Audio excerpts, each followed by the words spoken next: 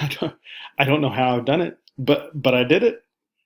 I, I can't believe it, but I have actually done it. I've watched everything on YouTube. The, the normal stuff,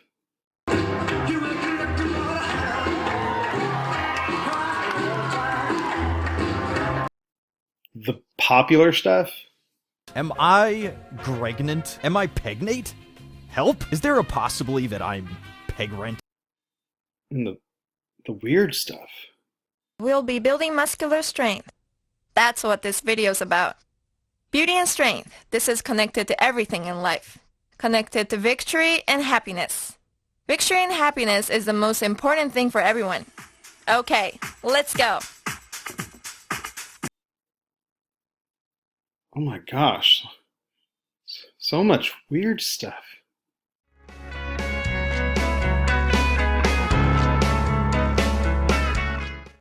Mr. Phelps's class. Yeah. Hey, good morning, freshmen. I hope you're doing well.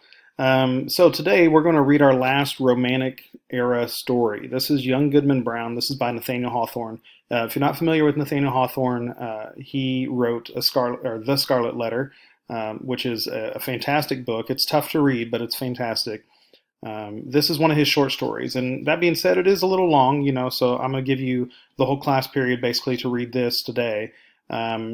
What you'll need to do, all you'll need to do basically is go into Microsoft Teams and just give me a thumbs up on today's channel, and that'll let me know that you have read today, and that will give me, an opportunity to give you some participation points for reading. So real quick thing, just make sure we get that out of the way up front. Make sure after you read, you go into Microsoft Teams and give me a thumbs up or some other emoji. It doesn't matter. Just put something in there.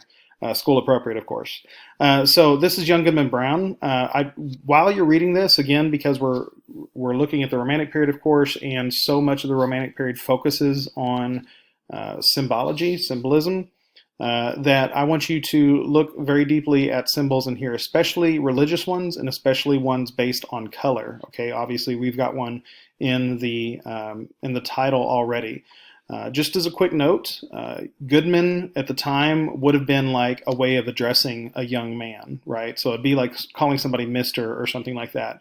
And if you might have heard like good woman or good wife for to address a woman. So those sorts of things were pretty common to say, or even goody, right? I think we see the name of somebody saying Goody Smith or something like that in here. That would have been like saying Mrs. Smith. Okay, so keep that stuff in mind. Those were just titles, and that's not really somebody's name. But this is Young Goodman Brown or Young Mr. Brown, and I think that you'll enjoy it. This is one of my favorite Romantic periods. I actually like this even more than the Poe stories, which I really like. So this one has some really great imagery, some really great symbolism in it. And again, because it's still holding over stuff from the Age of Enlightenment era, it's trying to teach a lesson, right?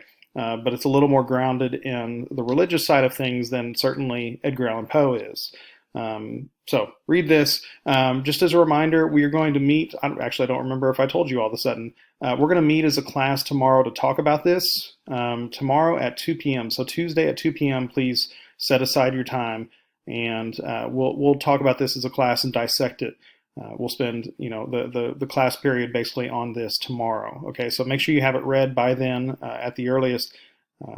Or at the latest rather, and feel free to like make some notes to yourself, because I want to go to a bunch of different places in this story and talk about it, and talk about how he builds the characters, but also how he builds the message. Okay, so until then, take care of yourself. Remember to go into Microsoft Teams for the day after you finish reading, and be honest after you finish reading, and give me some sort of thumbs up emoji or something simple like that, just to let me know that you're finished. Thanks so much. Bye-bye. Mr. Phelps's class. Yeah.